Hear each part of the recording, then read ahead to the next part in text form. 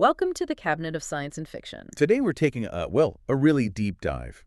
We're moving past just the philosophical curiosity Right. and really getting into the quantitative heart of maybe the biggest meta question you could even ask. Which is, are we living in a simulation, like a video game? Essentially, yeah. Yeah. We're tracing how this idea jumped from sci-fi, you know, the Matrix and all that, into serious scientific and philosophical debate. A lot of that momentum comes from the Oxford philosopher Nick Bostrom's 2003 paper. You've probably heard of it. Are you living in a computer simulation? I have, yeah. It really kicked things off in a big way. It sounds completely wild, like, digital prisons or brains hooked up to machines. It does sound like that initially. But the arguments behind it, drawing on theoretical physics, computer science, they're surprisingly solid, aren't they? They are alarmingly plausible, yes. We're looking at what Bostrom framed as a philosophical trilemma. It basically forces us down one of three paths, and each path says something pretty radical about humanity's future and, well, our current reality. Okay, so what's our mission for this deep dive then? We're going into this trilemma. Absolutely. We're going to rigorously unpack Bostrom's argument piece by piece. Then we'll look at some really fascinating new mathematical challenges to his probabilities, specifically around how much it might actually cost to run these simulations, especially if they start nesting inside each other. Recursive simulations. Yeah. And we have to tackle the Boltzmann brain problem, which is deeply weird. I've heard that term. It sounds unsettling. It is. It's a different kind of skepticism. And finally, we'll get into the really big picture stuff, the theological angle. Yeah. If this simulation idea holds water, does it mean ethics, not physics, is the real bedrock of the cosmos? Wow. Okay. That's quite the journey. Mm. From computer processors. All the way to the nature of reality, truth, maybe even divinity. It sounds like the answer isn't going to be a simple yes or no. Far from it. It's much more tangled and honestly more interesting than that. Okay, let's unpack this. So, section 1, Bostrom's simulation argument. It all starts with a prediction about future technology, doesn't it? That's right, the technological premise. And it's one that, frankly, most serious futurists don't really dispute. The idea is that future civilizations, if they survive long enough, will become what Bostrom calls post-human. Meaning they've overcome our biological limitations. Partly, but crucially, they'll have access to computing power that just completely dwarfs anything we can conceive of right now. We're not just talking faster laptops here. Not even close. We're talking about harnessing resources on an astronomical scale. Think Dyson spheres, planetary mass computers, turning raw matter and energy into computational substrate. It's based on fundamental physics, like the ultimate limits of computation defined by quantum mechanics and thermodynamics, like the Bekenstein bound. The Bekenstein bound, that sets a limit on information density, right? Exactly. Gives a theoretical maximum amount of information you can pack into a given region of space with a given amount of energy.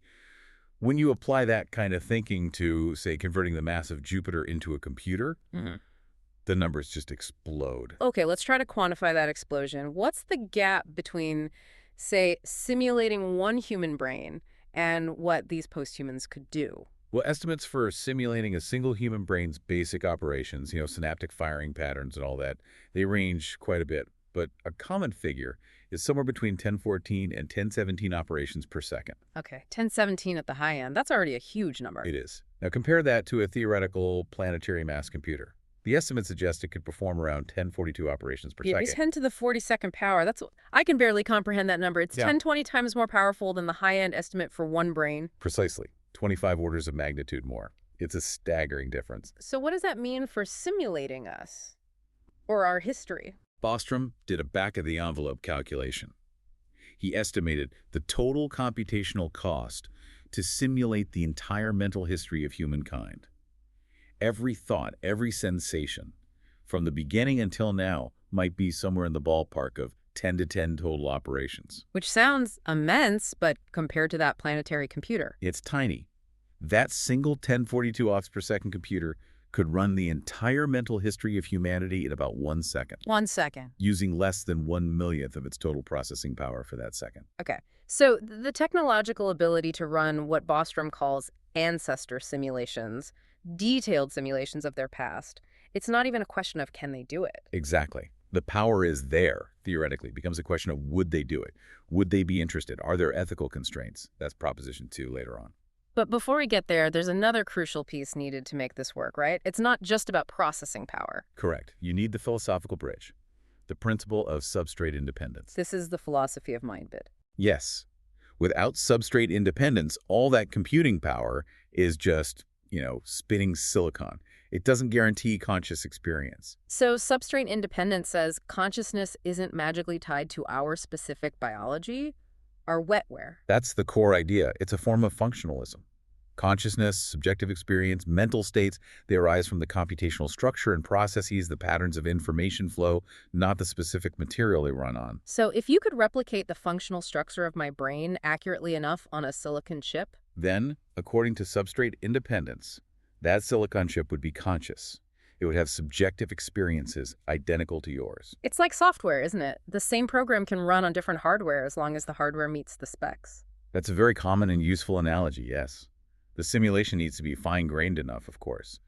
Maybe replicating things down to the synaptic level, capturing the dynamic interactions. Do you need to simulate every single neurotransmitter molecule? Probably not. You likely only need to simulate their computational effects, how they influence neuron firing thresholds, signal transmission, plasticity, things like that. As long as the functional computational role is replicated, the specific chemistry might not matter. It's still a strong assumption, but widely accepted in cognitive science and philosophy of mind. Okay.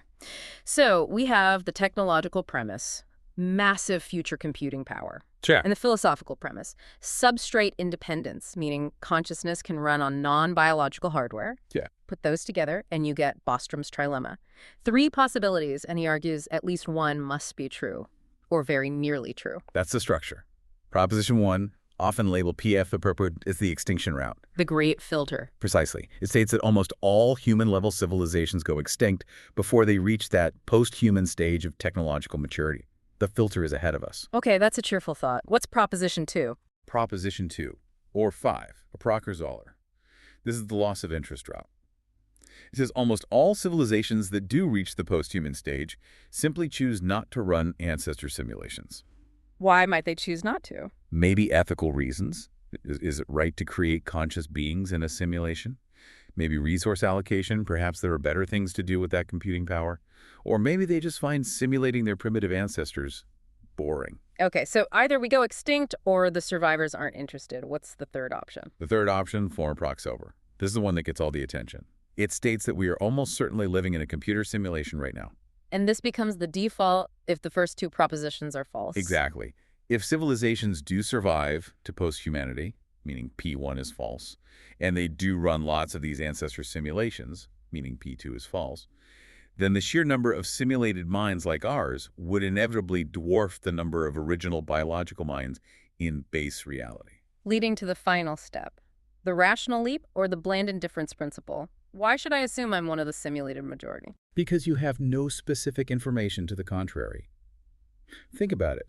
If post-human civilizations run, say, thousands of simulations, each containing billions of simulated conscious beings like us, Then the total number of simulated people experiencing a reality like ours would be vastly, vastly greater than the number of originals in the first reality. trillions upon trillions of simulated minds versus maybe billions of originals, the ratio is overwhelming. So bland indifference says, absent any specific evidence that I'm special, that I'm in base reality. Your rational credence, your degree of belief that you are simulated, should simply be equal to the fraction of all observers like you who are simulated. If that fraction is, say, 99.99%, then you should rationally believe there's a 99.99% chance you're in a simulation. Bostrom used an analogy, didn't he? Something about a gene. Yes, the junk DNA analogy. Imagine there's a specific gene sequence, let's call it S, found in the non-coding DNA of 99% of the human population. And crucially, this sequence S has absolutely no observable effect. No physical trait, no predisposition, nothing. So you can't tell just by looking or feeling if you have it. Right. Now, without getting a specific gene test, what should your belief be about whether you carry sequence S? Well, it should be 99%, shouldn't it? Because 99% of people like me have it, and I have no reason to think I'm in the 1%. Precisely. Being simulated, Bostrom argues, is like having sequence S. It's a property of your existence that isn't necessarily detectable from the inside. So if simulations are numerous, you should assume you're simulated based purely on the statistical probability. It's a probabilistic argument, not one based on finding glitches in the matrix or anything like that. Exactly. It's driven by the logic of computation, substrate independence, and probability theory. Okay, moving into section 2. Before we fully embrace digital existence, let's really linger on that first proposition, PF approx dollars is, the great filter. If this is the correct explanation for the trilemma, well, it means doom, essentially. It means we should assign a very high credence to the idea that humanity, or human-level intelligence generally, faces some kind of existential catastrophe before it develops the capacity for large-scale simulation or space colonization. The hardest part is still ahead. Does it have to be, like, imminent doom, asteroids next Tuesday? Not necessarily imminent, but inevitable before reaching that very high technological stage. It could be something that predictably arises from technological development itself. Like what? What are the prime candidates for a great filter that's still in our future? Bostrom himself, drawing on work by people like Eric Drexler and Robert Freitas Jr., points quite strongly towards molecular nanotechnology. Nanotech. Hmm. Building things atom by atom. Yes, specifically the potential for self-replicating nanomachines or assemblers. The power is immense disease cures material synthesis. But the danger is also existential. This is the gray goose scenario, right? That's the infamous one. Maliciously designed or even accidentally released, self-replicating nanobots could theoretically be programmed to consume biomass or any organic matter to make more copies of themselves. Like mechanical bacteria. Exactly. And because they replicate exponentially, they could potentially convert the entire Earth's biosphere into, well, gray goo in a matter of days. That's terrifying. And the argument is that maybe this is the hurdle that almost no civilization manages to safely navigate. It's a strong candidate. It's a technology that seems plausible based on physics, offers immense power, and has obvious catastrophic misuse potential. Other candidates include things like runaway AI, catastrophic climate change, nuclear war. But nanotech has this particularly insidious self-replication danger. So if P1 is true, the simulation argument still holds, but its conclusion is that we're likely doomed before we can build simulations. Correct. It's one way out of the trilemma. But let's assume, for the sake of argument, that we somehow navigate the filters, that P1 is false. We survive. Then we have to consider P2. Maybe posthumans just aren't interested in running simulations. Or maybe it's just too expensive. This is where the newer research comes in. Right. Bostrom's original argument made a simplifying assumption that the computational cost of running ancestor simulations would be relatively low for a post-human civilization, focusing on the cost of simulating the minds themselves. But simulating minds isn't the whole story, is it? You need to simulate their world, too. Exactly. And here's where it gets really interesting. Researchers Alexandre Beaudelisle and Gilles Broussard published a quantitative analysis, I think it was in the Royal Society Proceedings A, that really dug into this. What did they find? They focused on what they called CNV, the computational cost of simulating the environment relative to the cost of simulating the consciousness within it. Okay, CNV dollar. Why is that so important? Well, Bostrom noted human sensory input is fairly low bandwidth, maybe 108-810 bits per second.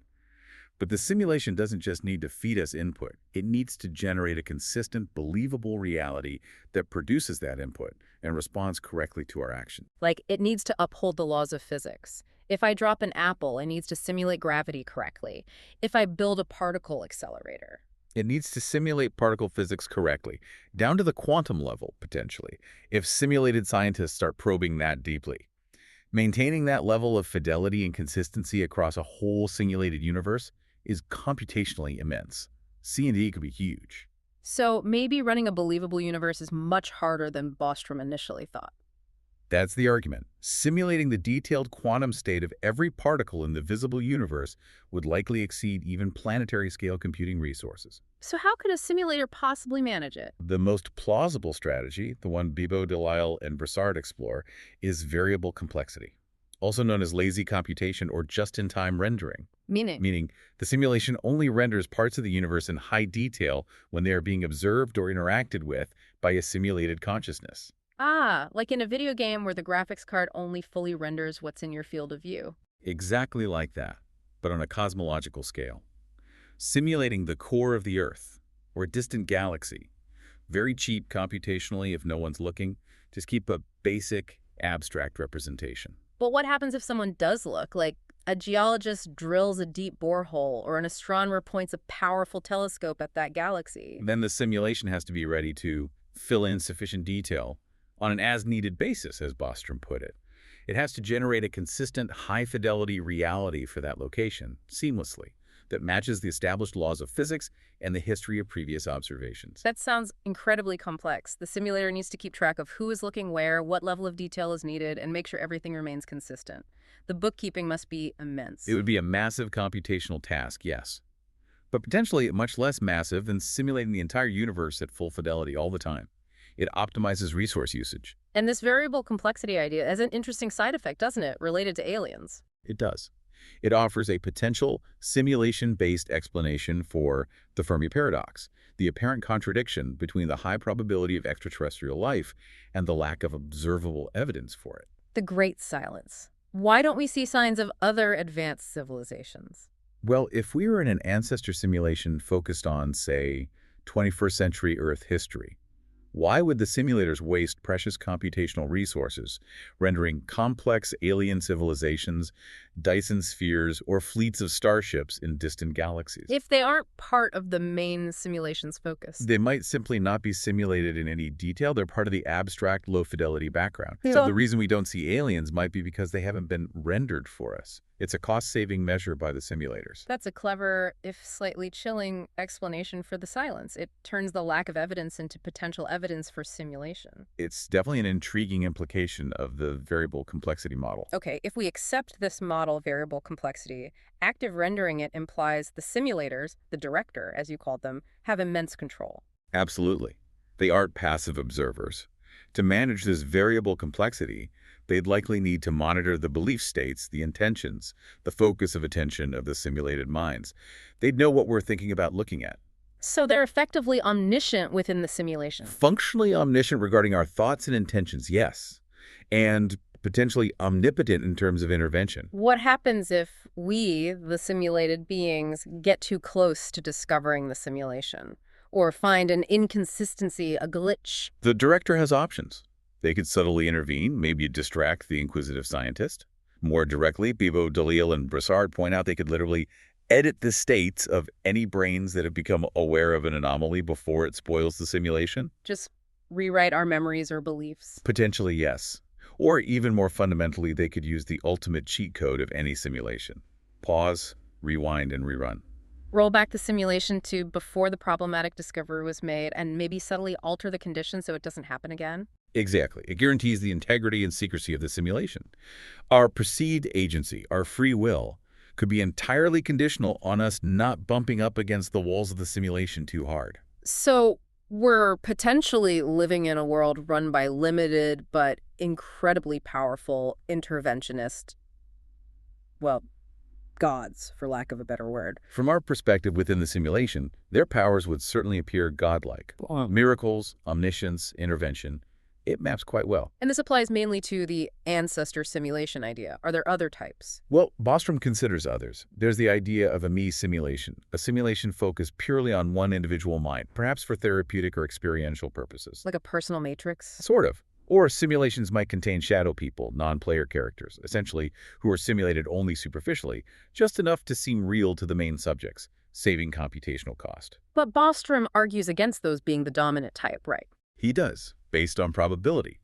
For me, simulations, or heavily shadowed simulations to be the reason we are simulated, they would have to be fantastically more numerous than full-scale ancestor simulations, like 100 billion times more numerous to account for all the apparently conscious people around us. Which seems unlikely if the goal is historical research or understanding societal dynamics. Right.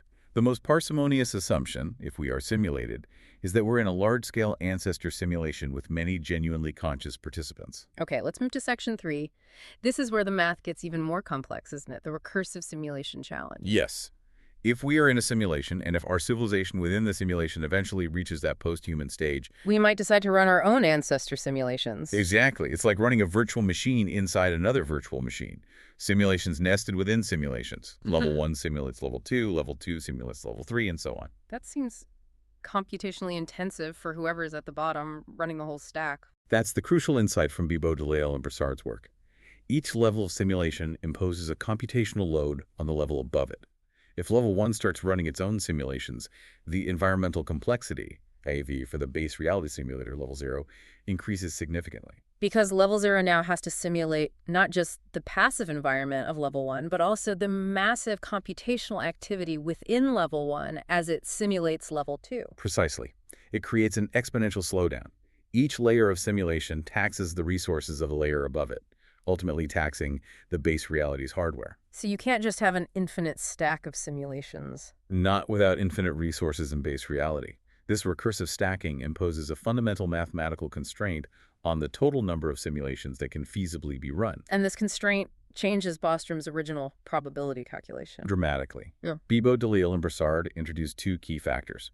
Phi a which is the computational efficiency of the simulation. How much overhead is involved in running the simulation environment versus just the mines? Right. If phi v is 1 Euler, it's perfectly efficient. No overhead.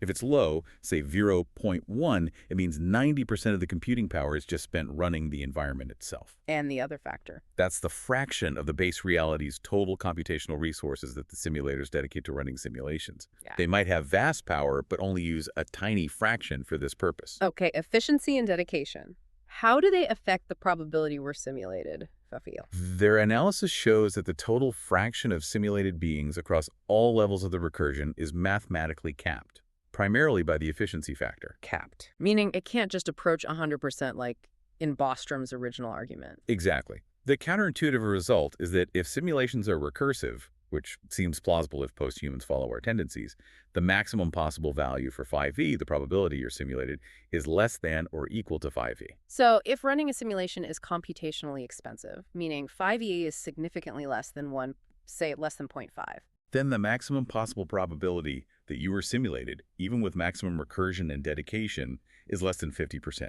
The odds actually shift in favor of you being in base reality. Wow. So the very act of nesting simulations makes it less likely overall that any given individual is simulated, because the resource constraints bite harder and harder. That's the core of their mathematical challenge. The resource limits imposed by recursion fundamentally alter the probabilities. It pushes back against the easy conclusion that sim approx 1-1. It suggests that maybe P1 extinction or P2 lack of interest feasibility become more likely again. It's a reality check based on computational scarcity, even for godlike beings. It forces us to take the costs and the efficiency seriously. Running universes, especially nested ones, isn't free. This leads to a practical question, though. If we were in a simulation and maybe suspected it, could we fight back? Or at least communicate securely, maybe hide our thoughts from the simulators? What about something like quantum cryptography? That's a fascinating question they also address. Quantum cryptography, in principle, relies on the idea that measuring a quantum state disturbs it, revealing any eavesdropper. Since our universe appears quantum at its base, You might think we could use quantum effects to create truly private channels. you might think that. But Bibo, Delisle, and Broussard argue probably not, for two main reasons. First, the nature of our minds. You mean substrate independence again? Related to it, they argue, based on physics principles like decoherence time, that conscious thought processes, operating at the speed and temperature of the human brain, are almost certainly classical, not quantum. Decoherence time, what's that? It's the incredibly short timescale over which a quantum system maintains its delicate superposition before interacting with its environment, like the warm, wet brain, forces it into a definite classical state. So the quantum fuzziness collapses too quickly to be involved in our slow, macro-level thoughts. That's the argument. Our thoughts, our mental information, are effectively classical patterns, even if the underlying physics of the simulation hardware is quantum. And if our thoughts are classical? Then the simulators can likely read them perfectly without disturbing them, even using quantum sensors. Standard quantum eavesdropping detection wouldn't apply to reading classical information. We'd be completely transparent to them. Okay, so surveillance is easy for them. But what if we try to use quantum communication protocols between ourselves, hoping the laws of quantum mechanics within the simulation protect us? That leads to the second reason. The simulators have the ultimate advantage. They call it the unbeatable attack. Unbeatable how? They have physical access to the computer running our reality. They operate from outside our simulated physics. Right, they're not bound by the rules they programmed for us. Exactly. So even if we set up a perfect quantum cryptographic channel within the simulation, the simulators can simply pause the simulation, directly access the hardware state representing our quantum channel, copy the information, and then resume the simulation. They can bypass our in-simulation physics entirely, intervene at the hardware level. Yes. They can adaptively rewire their own quantum computers to perfectly intercept any protocol we could possibly devise inside their simulation. We are fundamentally defenseless against surveillance or manipulation by the simulators if they choose to exercise that power. So resistance is futile, basically. From a technological standpoint, against a competent simulator, it certainly appears that way. All right, section 4. Let's shift gears a bit to epistemology, the theory of knowledge. How does the simulation hypothesis relate to classic philosophical skepticism? You know, Descartes' evil demon, brains in vats. It's often lumped in with them, but philosopher David Chalmers at NYU makes a really important distinction. He argues that the simulation hypothesis, if true, and if the simulation is perfect and global, is actually not a radical skeptical hypothesis. That sounds counterintuitive. How can being in a computer simulation not undermine everything we think we know? This is his idea of simulation realism. His point is that even if we're simulated, most of our everyday beliefs are still true. Tables and chairs still exist. As digital objects within the simulation's code. Exactly. Gravity still works. Planets orbit stars. Scientific experiments yield consistent results, all according to the rules programmed into the simulation. We aren't being deceived about the structure and causal relationships within our world. We're only mistaken about the fundamental nature of that world, its ultimate substrate. Precisely. We're mistaken about the metaphysics. Is it digital bits or fundamental particles? Yeah. But not necessarily about the physics or our everyday knowledge. Apples fall down, water is wet. Our science could still be correctly describing the operational laws of the simulation. So it's an ontological shift, but not necessarily an epistemological crisis, unlike the brain in a vat. Right. The brain in a vat is radically deceived. Its world is entirely illusory. Its hands aren't real. The sky isn't real. Simulation realism says our hands are real digital hands. The sky is a real digital sky. It's a less disruptive kind of skepticism. But this relies on the simulation being perfect and global, right? What about other possibilities? That's where other philosophers push back. Eric Schwitzgebel talks about local simulations. Where maybe only the city or even just my immediate surroundings are simulated in detail. Yes, the rest of the world could be like a movie set, a low-res backdrop, or maybe just false memories implanted in my head about places I've supposedly been or people I've known who live outside. And Susan Schneider discusses illusory simulations, Which are specifically designed by, say, a malicious AI to actively deceive us about everything. These are closer to the traditional skeptical scenarios. Does Chalmers have a defense against these more skeptical simulation types? He argues that truly convincing local or illusory simulations tend to become computationally unstable or inefficient. How so? Think about maintaining consistency. If you're in a simulated city and you have a long, detailed video call with your cousin who supposedly lives across the country, The simulator has to convincingly fake your cousin's entire personality, memories, environment. right, generating truly rich, consistent, interactive fakes on the fly requires simulating something very close to a fully conscious, complex entity anyway. Similarly, implanting vast networks of coherent false memories is incredibly complex. So the computational cost of maintaining a believable local illusion pushes the simulation towards becoming more global and detailed anyway. That's Chalmers' argument. Small-scale deceptive simulations are harder to pull off convincingly than just running a large-scale, consistent world like an ancestor simulation.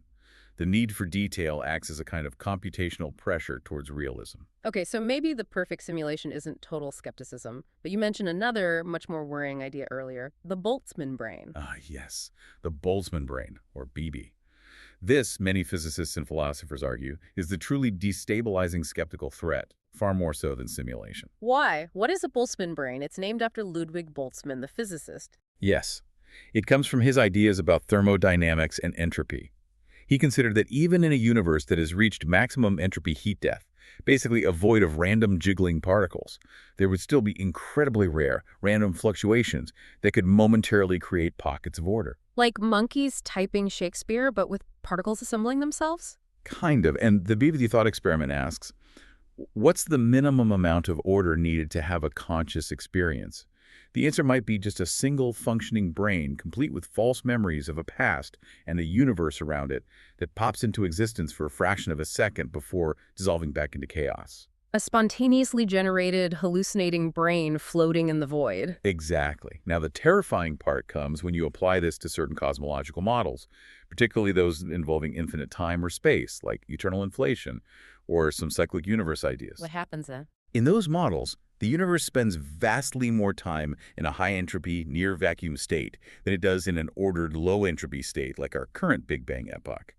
Statistically, over infinite time, random fluctuations will produce Boltzmann brains, and the calculations suggest that fluctuations producing just a brain are vastly, overwhelmingly more probable than fluctuations producing an entire, complex, low-entropy universe like the one we observe, with billions of years of consistent history and billions of ordered brains. So, if those cosmological models are right, it's statistically far more likely that I am a Boltzmann brain having a fleeting hallucination of this conversation than that this complex universe actually exists. That's the horrifying conclusion. If you accept the physics that leads to BBs being overwhelmingly probable, then you should conclude that you are almost certainly a BB. But if I am a BB, then all my perceptions, my memories, my scientific reasoning, including the reasoning that led me to believe in the physics that predicts BBs, it's all just random illusion. Precisely. It leads to what physicist Sean Carroll calls cognitive instability. Your scientific theory undermines the very reasoning process needed to believe in that theory. It eats itself. So, scientists use the BB problem as a kind of litmus test. If your cosmological theory predicts we should be BBs, the theory must be wrong. That's generally the approach. It's treated as a reductio ad absurdum. The prediction of BB dominance is taken as evidence against the underlying physical assumptions.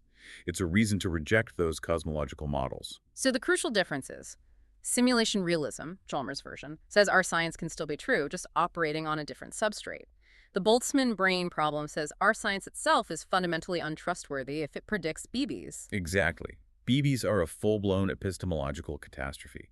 Simulation, at least in its realist interpretation, is metaphysically weird, but potentially less damaging to our ability to know things about our experienced world. Okay, this brings us to the final section. Section 5, Theology and Axiology, the really big questions.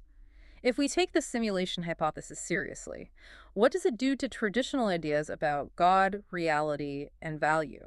This is where Sanford L. Drob's work, published in the International Journal of Philosophy and Theology, offers some really provocative thoughts.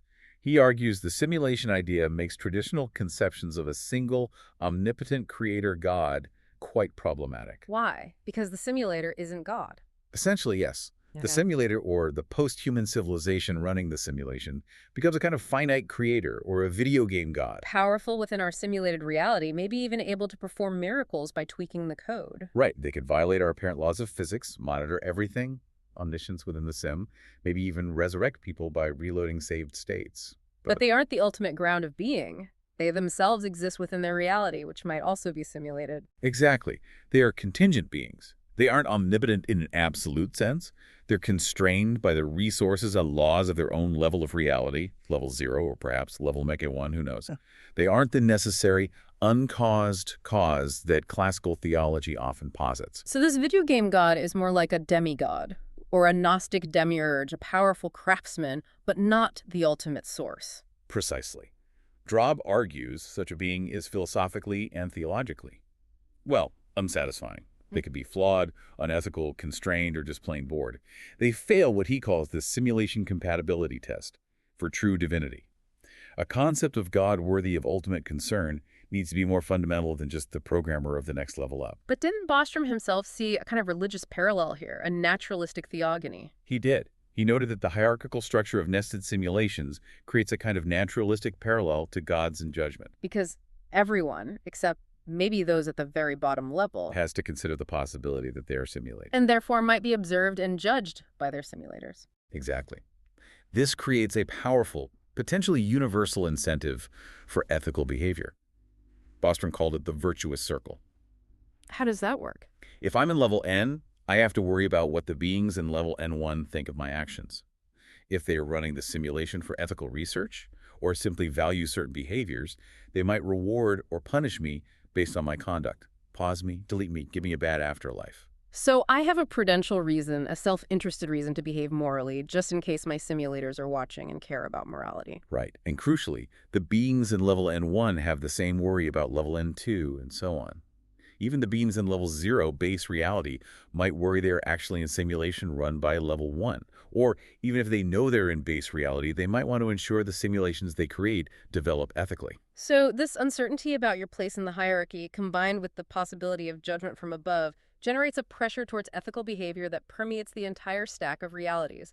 Morality arises from computational structure and self-interest. That's the fascinating idea. It's a kind of cosmic surveillance system where the potential for judgment enforces a degree of ethical conformity from nowhere, or rather from the very structure of potentially nested realities. This focus on ethics being generated by the structure, Drob takes this even further, doesn't he? He suggests values themselves might be more fundamental than physics. Yes, this is perhaps the most profound implication he draws. If the simulation hypothesis is plausible, it forces us to ask, what, if anything, is truly universal or foundational across all possible levels of reality, simulated or not? It can't be matter or the specific laws of physics. Because those are programmable. They are local variables, contingent features of a particular simulation's code. The simulators at level N1 could change the gravitational constant in level N if they wanted to. Matter itself is just data structures on their computer. So physics and materiality lose their claim to being the ultimate bedrock. So what's left? What could be truly transworld, applying equally in base reality and all simulation levels? Drob argues that values and ethics have a stronger claim to being fundamental. Concepts like truth, justice, beauty, compassion. Why are they more fundamental? Because their relevance seems tied to the existence of consciousness or sentience itself, regardless of the substrate. If a being can suffer, then compassion is a relevant value. If a being can reason, then truth is a relevant value. These seem to apply whether the being is biological or digital. So the ethical and axiological order, the realm of values, might be the true constant across the multiverse, whether simulated or real. That's the radical suggestion. Values become candidates for the ultimate foundation, something akin to Plato's eternal forms, the Id, or maybe John Leslie's concept of axiarchism, the idea that the universe exists because it is good. That's a huge inversion. We usually think of physics as fundamental and ethics as something that emerges later within complex systems. But the simulation argument, by making physics contingent and programmable, potentially flips that hierarchy. It suggests that the conditions for consciousness and the values relevant to conscious beings might be the only things that truly persist across all possible realities. So the ultimate reality might be defined not by particles and forces, but by mind and the good. That's the direction this line of thought points. If divinity, or the ultimate ground of being, needs to be something universal, maybe it's found not in the programmer of the next level up, but in the axiological structure itself, the very principles of value that ought to govern all sentient existence, simulated or not. That is quite a place to end up.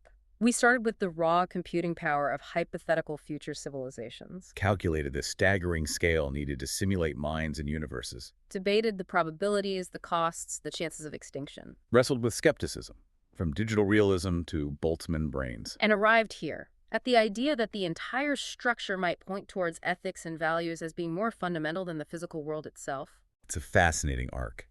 The deep dive into simulation seems to loop back and challenge our basic assumptions about what constitutes real. So the final provocative thought left hanging is, if the only constants across all possible worlds, simulated, nested, or base, are the principles governing mind and value, does that mean the pursuit of scientific knowledge, understanding the physical code, ultimately has to take a backseat to the pursuit of the good, understanding and implementing the ethical order? Does ethics become the ultimate physics?